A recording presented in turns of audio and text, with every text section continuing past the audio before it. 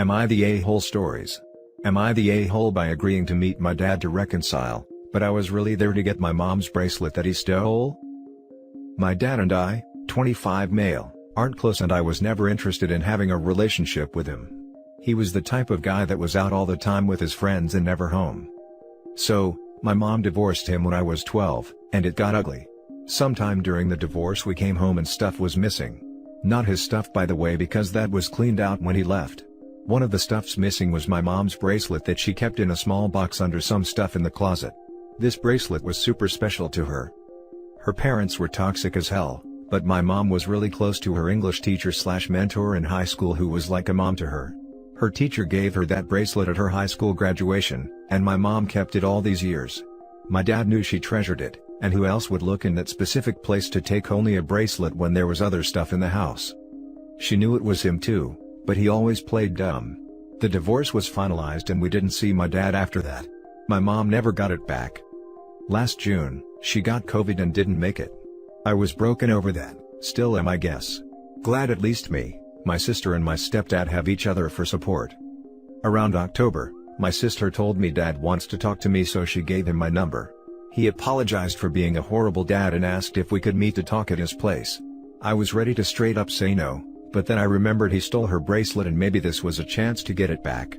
I've asked my sister before to push him about it since they talk, but she only asked him once and left it at that. I decided I could handle one visit just to see if he has it, so I told him I'd hear him out.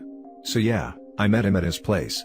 We caught up on stuff. He told me his sob story about being immature, and too focused on stuff that wasn't important than being a dad or whatever. I ended up bringing up the bracelet and how important that was to me since my mom's not here anymore.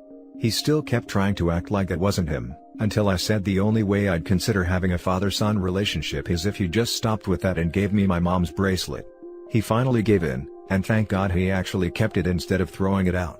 He apologized for taking it and knew it was being super childish. I was just happy to have it back, but mad my mom didn't get it before she died. I never guaranteed my dad a relationship, I just said I'd consider it. But I already made up my mind that I don't want anything to do with him. It's been months since our meeting, and my sister is pissed because my dad is disappointed I haven't talked to him. She says I was a huge piece of crap for making him think we'd reconcile. My only goal was getting the bracelet back, and I wouldn't have talked to him in the first place if it wasn't for that, so that's why I wonder if I'm the a-hole. My sis is biased here since she was little when they split and has a different version of him. Now for the top comments. Not the a-hole. He sounds like a terrible person. And the fact that he initially tried to deceive you about it, shows that he hasn't improved much, if at all. Also, I'm so sorry for the loss of your mother. That's awful. Glad you have people close to you for support. My heart broke when I found out your mother passed. At least you can cherish your mom's treasure as a memento. Not the a-hole of course. Not the a-hole. He would have given you the bracelet right away, if he was truly remorseful and wanted a fresh start. He's still a crap human. You don't owe him anything. If OP meant that as a test, crap daddy failed right there. That's what to tell sis.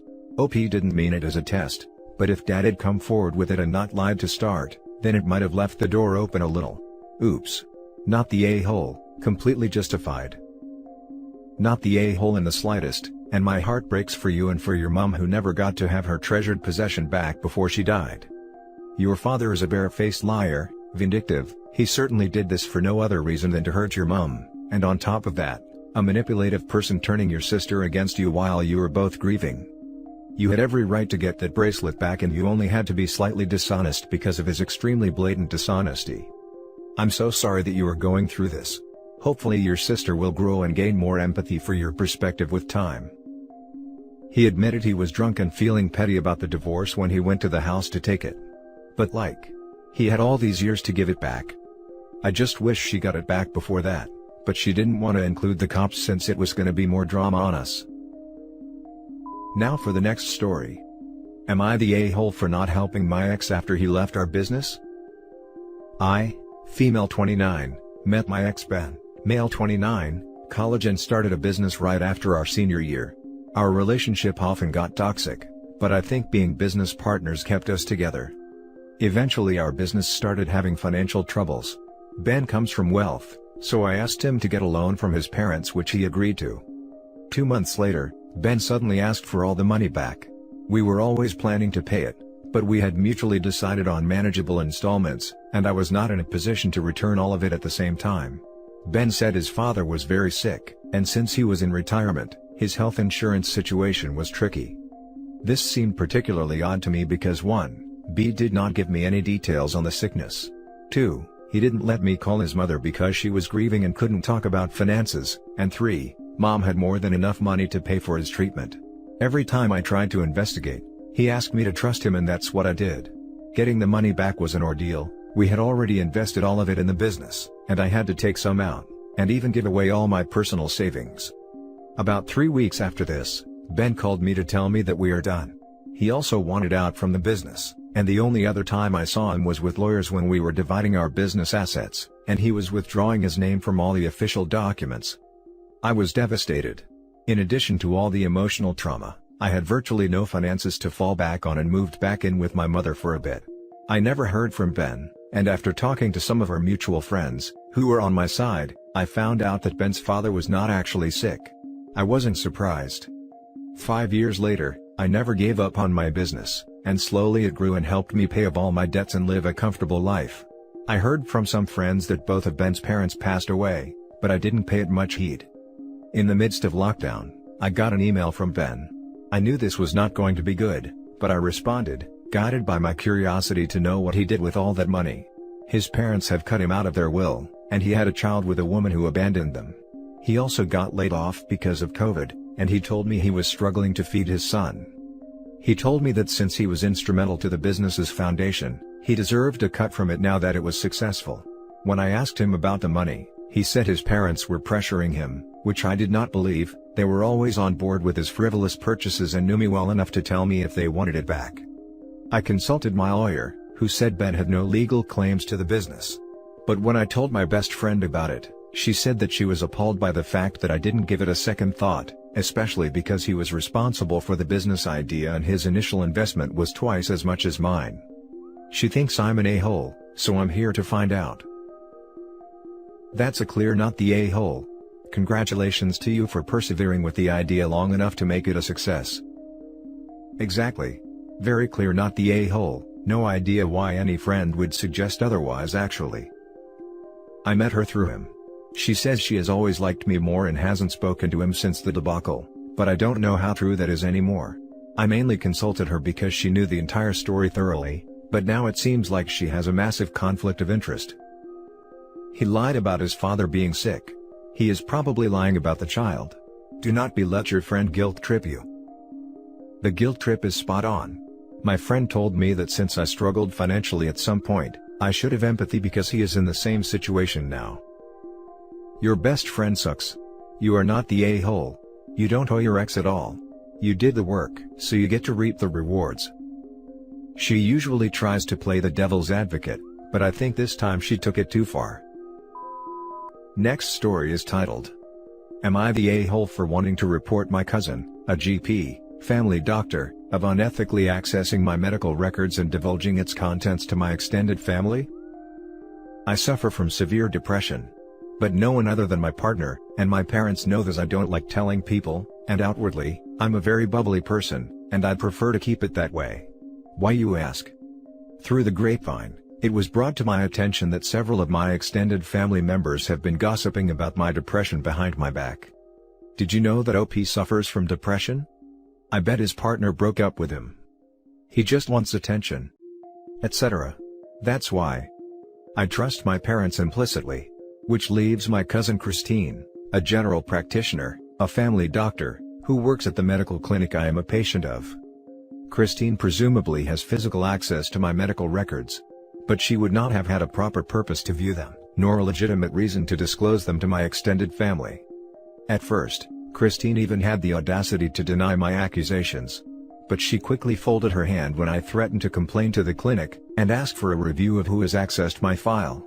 Here's where I may be the a-hole. Out of sheer spite, I wanted to make that complaint anyways, even though I know it'll land Christine in a world of hurt. On the other hand, is the punishment disproportionate to the crime? A lot of my family members think so.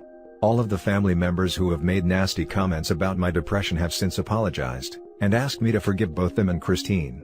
Even my parents reached out, and pleaded for me to reconsider. Am I the a-hole?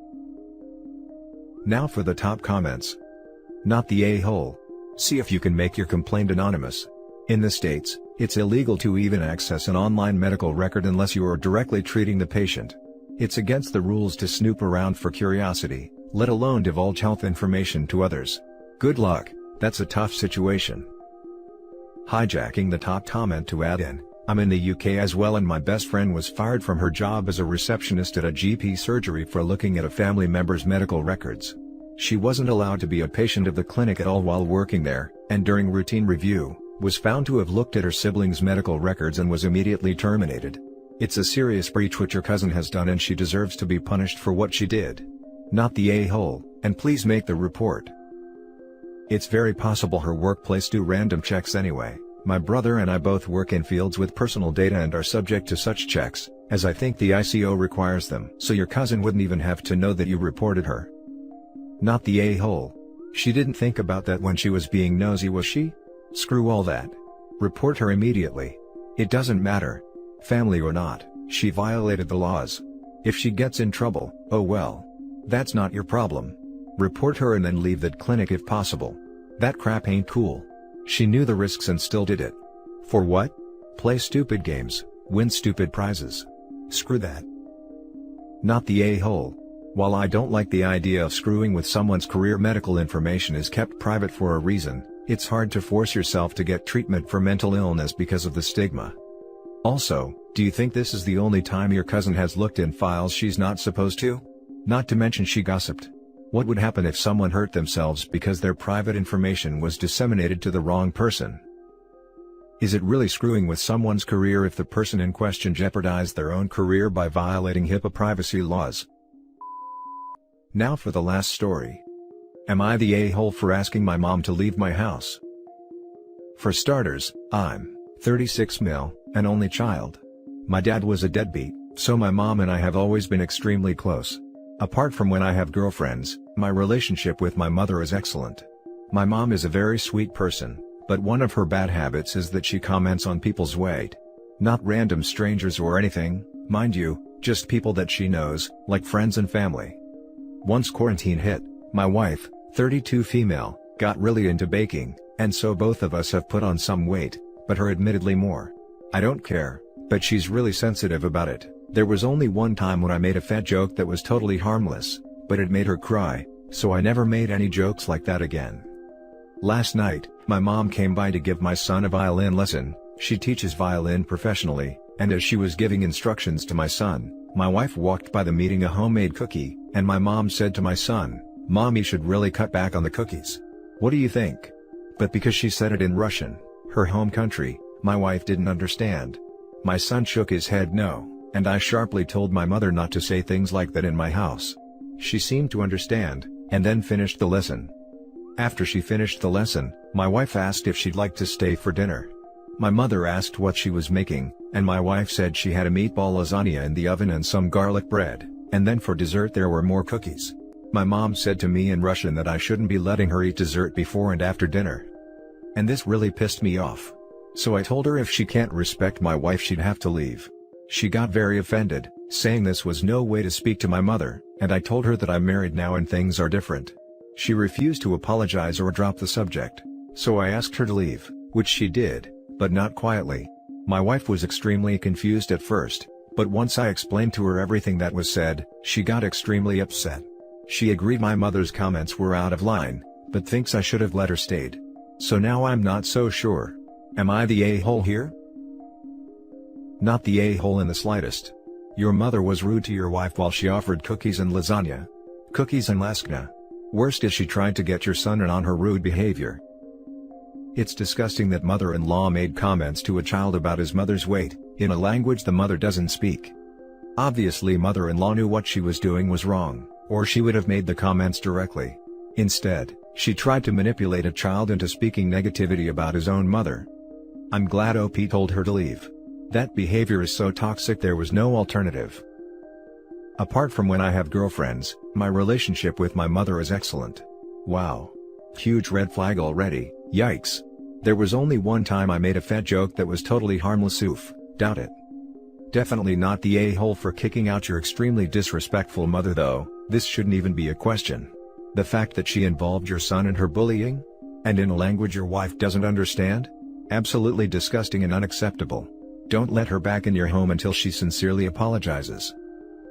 I'm sure I'll be downvoted, but I'll play devil's advocate a bit about why it might have actually been an innocent fat joke. I swear I have a point, probably not a good one, but don't stop at innocent fat joke. My wife and I casually make fun of each other about most things. If I do something stupid, she'll roast me a little about it kinda thing. It's mutual and I've never felt attacked by her or anything like that, and she's at least told me she feels the same.